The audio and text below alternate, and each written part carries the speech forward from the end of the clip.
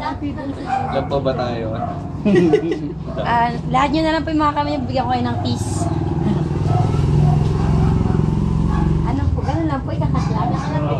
Wala bang ano, walang seremonya. Ito ka din. Sino ba bang kasama niya sa... Hindi siya po yung may-ari. Ako lang po yung operations manager. Pagkahawak ng ribbon. Hawakan mo po. Dahil ko makakuha ko tayo sa ribbon. Kami yung dalawa. Iba pa gusto tawag. O hawak ng ribbon. Tig-isa kayo ng cut. Welcome po sa JLJ Display House. Wala bang palakpak dyan? Sabay tayo eh. Ay, ako rin sa kabila. Hawak ko na bitawan mo yan. Oh, ready po yung mga dalaga dyan. Babato ko yung bulaklak. Hello! Palakpak tayo, palakpak. Palakpak! Hindi ba ako ng palakpak na yun? Hindi makapalakpak na yung mga dito. Okay. So, ngayon po ay babasbasan natin ang lugar na ito. Ano po ba pangalan? JLJ's Playhouse. JLJ. Sa ngalan ng Ama, ng Anak at ng Espiritu Santo. Amen. Sumainyo ang Panginoon. Amen. Maghari nawa ang kapayapaan sa lugar na ito at sa lahat ng mga taong manunuluyan dito. Mga kapatid, halina't makinig sa banal na salita ng Diyos nang makintal sa ating puso at diwa ang aral na gabay ng mag-anak sa kanilang buhay. Sumainyo ang Panginoon. Ang mabuting balita ng Panginoon ayon kay San Lucas. Mapuris kayo, Panginoon. Pagpasok ni Diyos sa alinmang bahay, sabihin mo na ninyo, maghari nawa ang kapayapaan sa bahay nito. Kung maibigin sa kapayapaan na nakatira roon, sa kanila ang kapayapaan. Ngunit kung hindi, hindi sila magkakamit nito. Manatili kayo sa bahay na inyong tinutuluyan.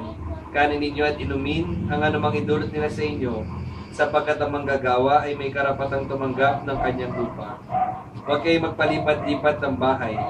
Kapag tinanggap kayo sa alinmang bayan, kanin ninyo ang anumang ihain sa inyo, pagalingin ninyo ang mga may sakit doon, at sabihin sa bayan, nalalapit na ang paghahari ng Diyos sa inyo. Mga kapatid, ang mabuting balita ng Panginoon. Pinupuli na namin. Siguro po yung blessing na to, no, mas excited po ako sa inyo kasi noong August 4, hinihintay ko po yung pagpunta rito. August 8 pala. Akala ko noong 4. Kaya tinatawanan ako nila Ate Arlene. Father, sa 8 pa po yun. Kaya sabi ko, saan na ba yung beblesan na di ba dumalapit? Sa 8 pa pala. So pinabasbasan po natin itong lugar na ito para maging banal. Kaya isang paalala rin po ito para sa ating lahat na tutuloy dito, magtatrabaho dito, na kung pinababanal yung lugar, siyempre mas mahalaga po na yung mga taong nandito ang magiging banal, di ba? Kaya ang binabasbasan po ng holy water ay hindi lang yung structure, but also the people will be working and staying here. And it is really a reminder for each and every one of us of our mission and calling to holiness, no? Pagiging banal.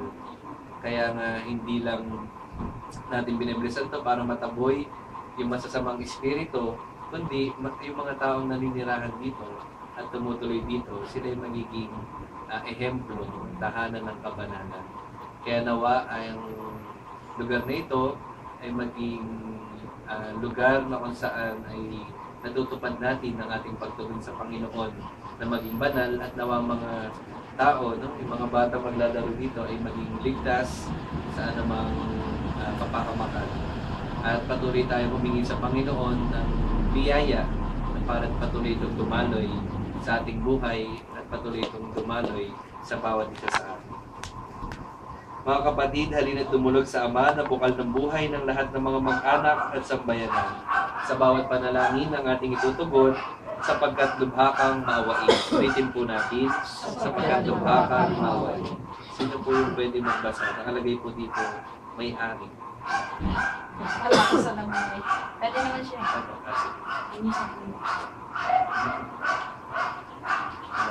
Amang mapagmahal, loobin mong pamayanihan ng tapat na pagmamahalan ng aming tahanan.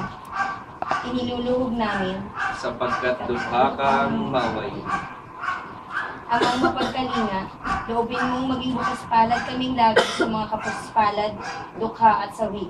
Iniluluhog namin, Sapagkat lubha kang maawain. Amang may kapal, loobin mong maging masigasig kami sa pagpapalaganap ng iyong paghahari. Iniluluhog namin Sapagkat lubha kang maawain.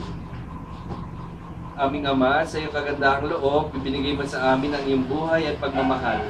Tangkilikin mo ang iyong namimintuhong angkan, yamang ikaw ang pinagmumulan ng kanilang mabuting pagsasamahan. Inilulog namin ito sa pamamagitan ni Jesucristo, kasama ng Espiritu Santo, magpasawalang hanggan. Manahan ka, Panginoong Jesucristo, sa piling ng mga nagpapasinaya sa lugar na ito at umihiling ng pagbabasbas sa iyo, upang sa paglagi rito ay kanilang madama ang iyong pagkukok, upang sa paglabas dito ay kanilang makamit ang iyong pagtataguyod, at upang sa pagbabalik dito ay kanilang mapaunlakan ang iyong pagpasok, hanggang tanay sumapit sa iyong inihandang tahanan, sa maligayang pagpisan sa iyong Ama sa kalangitan, Hari naming nabubuhay kasama ng Espiritu Santo, magpasawalang hanggan. Amen. Ang banal na tubig nawang ito ay magpaalaala ng pakikisa sa kamatayan at pagkabuhay ni Kristo sa sakramento ng binyag. Ikot po tayo, biblesan po natin ang holy water jar habang tayo pa ay umaawit ng Ama namin. Ama namin, sumasalangit ka, sambahin ang ngalan mo, mabasa amin ang kaharian mo, sundin ang loob mo.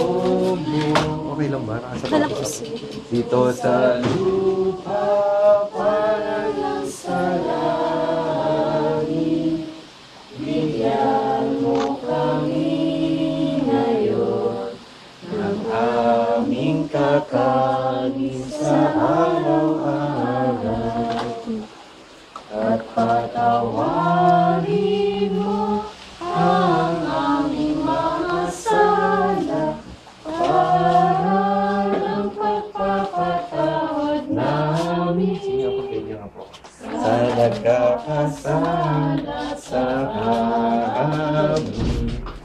At huwag mo kami ipaintulot sa tukso, at iadya mo kami sa lahat ng masama. Pag may service sa June. Doon po sa kusina.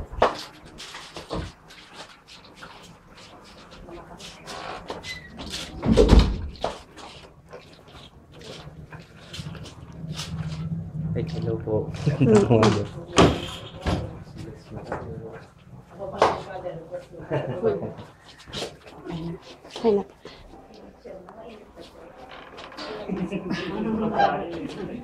Haba pala po nito. Gumawa ako ng coins. Walang penny. Ano ako pang maunang kami yan?